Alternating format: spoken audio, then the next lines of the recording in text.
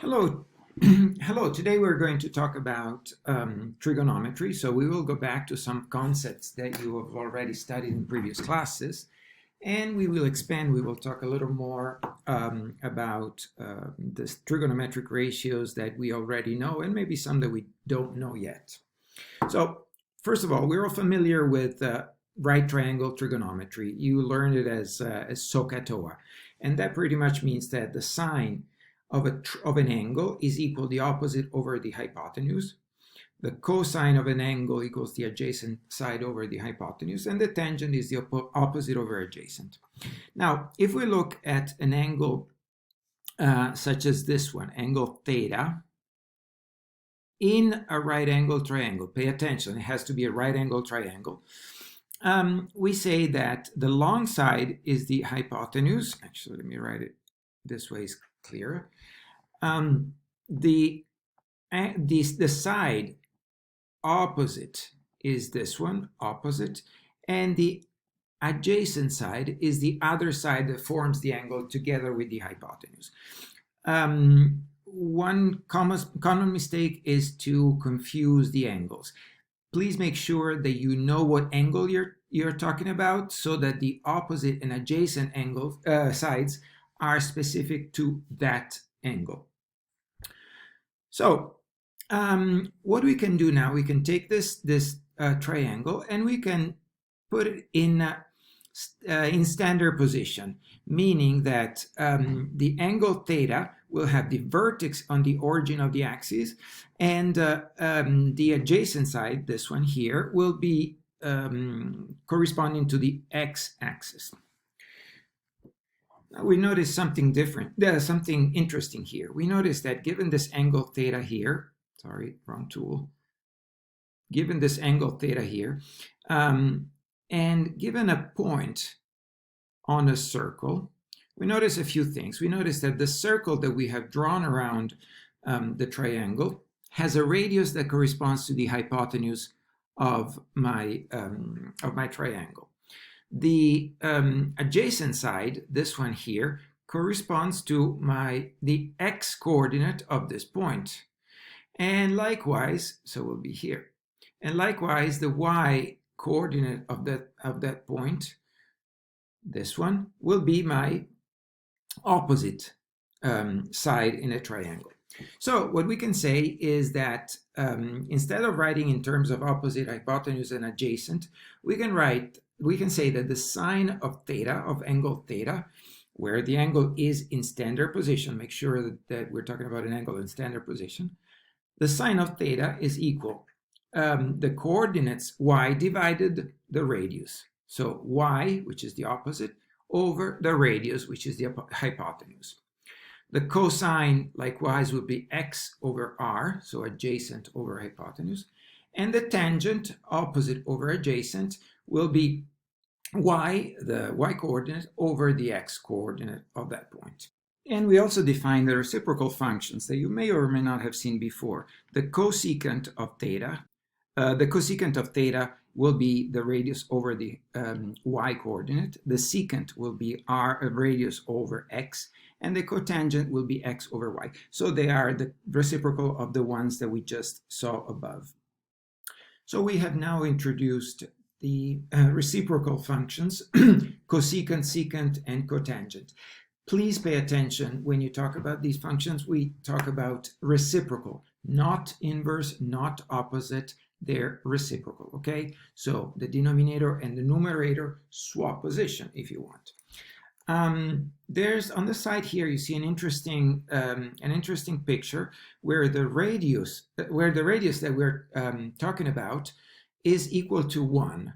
Well, in that case, notice that the functions that we talked about before, the sine will be y divided by 1. So y is the sine. And the cosine will be x divided by 1, which is therefore the cosine. But we'll talk more about this tomorrow.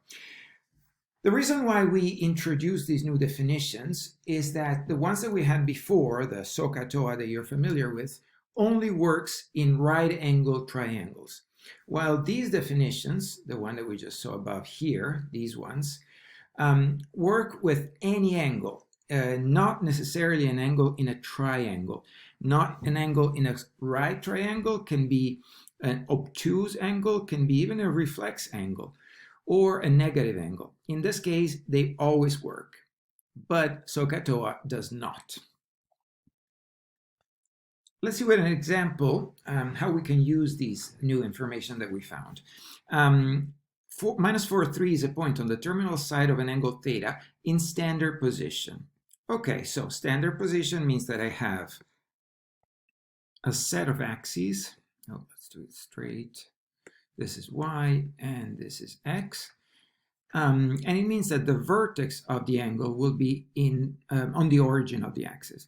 So the point minus 4, 3, 1, 2, 3, 4, and 3 will be here, is part of an angle.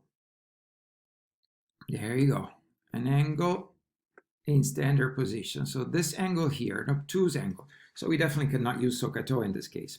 What do we want to do? We want to figure out for the 6 trigonometric function, we can say that if the if the coordinates are minus 4 and 3, the sine of angle theta, this is theta, the sine of angle theta will be the y value divided the hypotenuse. So first of all, I need to know what is the hypotenuse.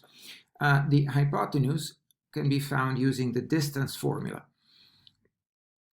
So it will be minus 4 minus 0 squared plus 3 minus 0 squared, everything under square root. So it will be 16 plus 9 is 25. The radius r will be 5.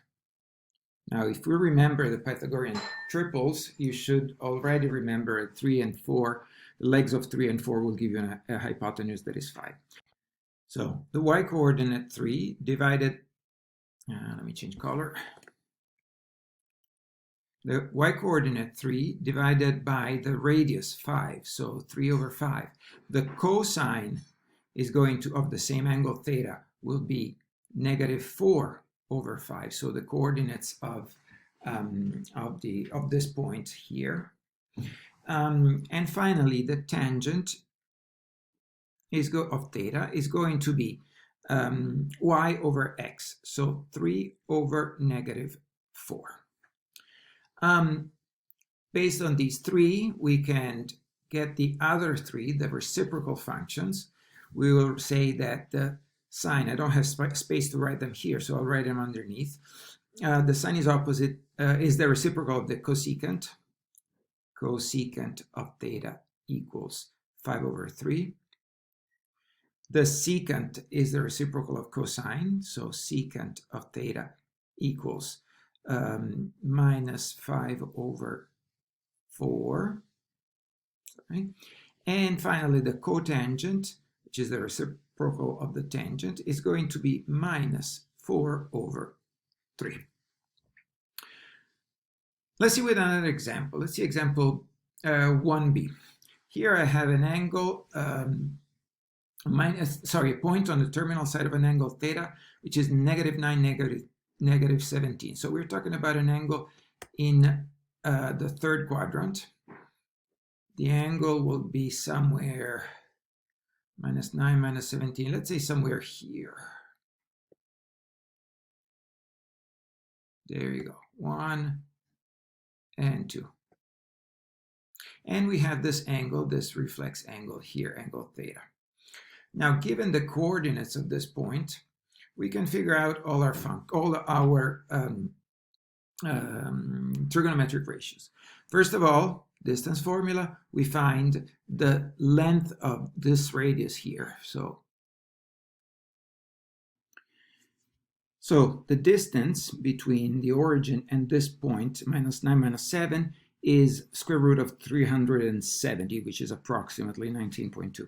So if we want to find all the trigonometric ratio, I will say that the sine of angle theta is going to be the y-coordinate, negative 17, over the radius, which is root 370.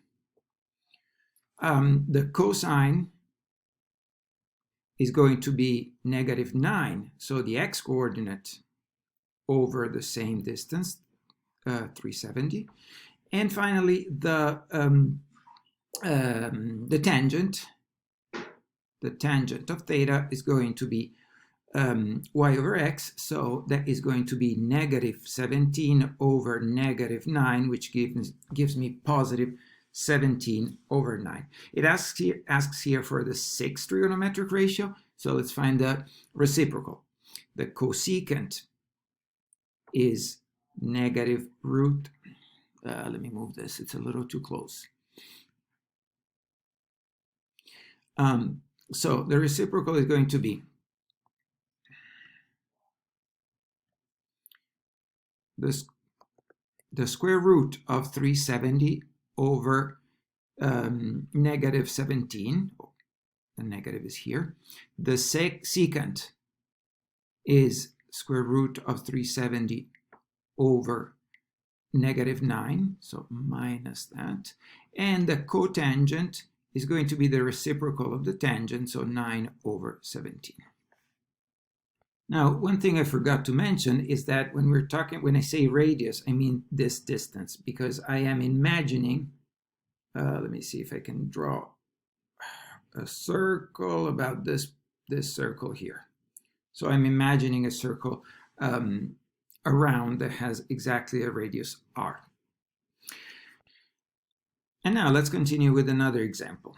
You can pause the video if you want and try it yourself. Now what I have here is, sorry,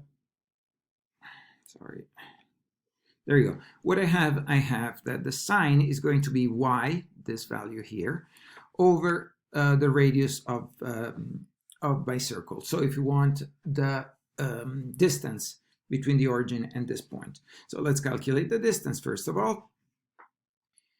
And we find that the distance, or the radius, is exactly 1.3. So I have that the sine of theta is 1.2 over 1.3, which is 12/13. The cosine is of the same angle is going to be 0.5 over 1.3, which is 5/13. And the tangent is going to be tangent of theta is going to be 1.2 over 5.5, which is 12/15. 12/5. I can find the reciprocal functions, and I find that the cosecant of the angle is 13/12. The secant of the angle is 13/5, and the cotangent of the angle is 5/12. Okay, now pause the video and try this one by yourselves. Sorry, this is not printed correctly. The coordinates obviously are 7 minus 4. I wrote them here. Pause and try to see, to find the sixth trigonometric function. It says here, be sure to rationalize the denominator. Go ahead. Okay, you should have found that the radius is root 65. The sine of theta rationalized is going to be minus 4 root 65 over 65. The cosine is 7 root 65 over 65. The tangent is minus 4/7, and these are the corresponding reciprocal ones. Okay, let's talk for a moment about the sine of the trigonometric ratios that we found. So if I have a point in this quadrant, in the quadrant 1, the sine and the cosine will both be positive because they are the x and the y coordinate, and the tangent, which is the ratio of the two, will also be positive. So I can say that all trigonometric functions are positive. Notice that the reciprocal function, cosecant, secant, and cotangent, will also be all positive. In this case, the sine is positive because we're going up with the y-coordinate, and the cosine is negative. We're going left on my x-axis. So the tangent will be a minus over a plus will be negative. So only the sine will be positive here. And that's how we have the S. The reciprocal as well. The cosecant will be positive, but secant and cotangent will be negative. In the third quadrant, both the x and the y will be negative, so sine and cosine will be negative, and the ratio between sine and cosine will be minus over minus, so positive. And here we have a positive tangent. And finally, in the fourth quadrant, the y is going down, so the sine is negative, and the x is going to the right, so the cosine is positive, and the tangent will be negative as well. So the only positive one will be the cosine. Some people have mnemonic tricks to remember. You have all sorts of acronym. All students take calculus or whatever. For Q1, A, Q2, S, Q3, T, and Q4, C. I personally like to think in terms of the positive X and positive Y, or negative X and negative Y. And I think it makes more sense. It's also easier to remember. And let's see with an example why this sine chart matters. I have here the tangent of an angle theta, and the tangent is -5/4. Now, this could mean two things. Sorry, I changed to blue again. So this could mean that the tangent of theta is -5/4 or 5/-4. So it could be that the point is in the second quadrant or in the fourth quadrant, and I don't know that. But I know that the cosine is positive. The cosine is positive. So it means that we're talking about this case here, cosine over sine. So the numerator is positive and the denominator is negative. So when I find the 2 points that give me the coordinates, I can plot the point here or here at -5/4 or at 5-4. But since the cosine is positive, so the y is positive, we're talking about the one above the origin. And I can draw my angle like this, 1 and 2, more or less, and the angle will be this one, not this one. I do my calculation, and I find that the distance is, the radius is square root of 41, the radius of my imaginary circle around the origin. So I can say that the sine of theta is the x coordinate, I have it, is -5 over the radius. The radius is square root of 41, and it's a distance, so it will never be negative. It's always positive. The secant, on the other hand, is the reciprocal of the cosine. So it's going to be the radius over the y coordinate, and I have square root of 41 over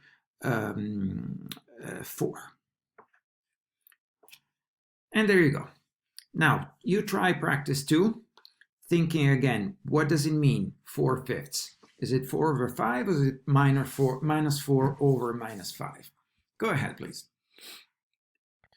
So using the distance formula, you should have found that the y-coordinate must be plus or minus 3, positive or negative 3, so one of these 2 points. But the tangent is negative, so the distance is never negative, meaning that the the x-coordinate has to be negative.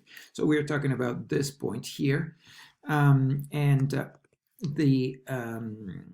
the cosine will be -3/5, so -3/5. Okay, last example. I have the sine of something, of an angle theta, which is 1/3, and I have to find the cosine and the tangent. Now, the sine of 1/3 means that I can have a radius of 3, radius equals 3, and the y-coordinate equals +1. But when I do my distance formula, I find that the x squared will be 8, so x will be plus or minus square root of 8, which is 2 root 2. So this can be a positive or a negative number. I plot it on my axis, and I find that it can be, well, 2 root 2 is about 2.83, roughly, and I find that it could be a positive, 1, comma, negative 2.83, or 1, comma, 2.83. We know that it's in the second quadrant, so the second quadrant is this one. So the angle that we're looking for is this one. And the cosine will be the x coordinate of this point, cosine of theta, equals negative 2 root 2 over the distance or the radius of the circle, 3. Okay, you try the last practice and then check the answers. And you should have found that the cosecant is 9 root 65 over 65, and the tangent is root 65 over 4. Okay, so there will be a little bit of practice, and then I think everything will be a little easier and clearer for you. Have a good day.